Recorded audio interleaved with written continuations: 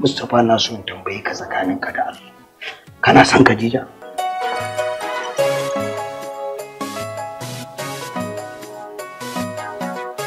Musti kana ganin ba matsala da muka baban yarinyar nan? A'a. Karfa garin neman gida a zuwa rasa ido. A baban gizi ya kake wannan magana? Wannan fa dama ce a gare ni. Ta haka ne kawai yarinyar nan za ta yi ta zo ɗakin nan. Domin babu ta inda ban bullo mata ba amma ta ki fahimta ta. Okay. Shi yasa kake so ka fake da baban kenan. To wallahi ba dai a ɗaki na ba. Dan bayan da za a je ɗaki na ka ja min kisan. Kamar ya kisan kai ban fahimce ka ba. Ka sani fa da zarar minit ta zo ɗakin nan. Wallahi komai zai iya faru.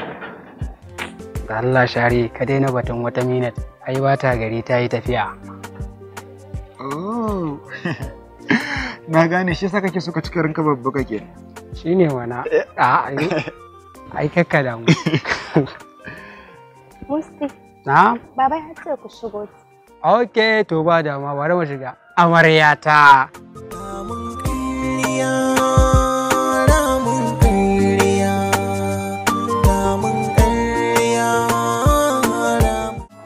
Kana son Khadija?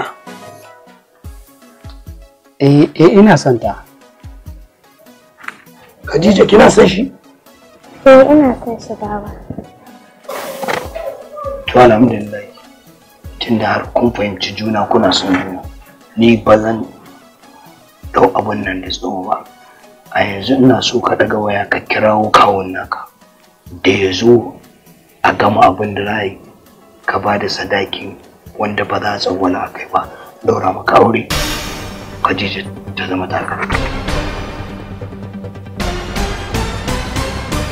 Haka ne, mu haka al'adar mu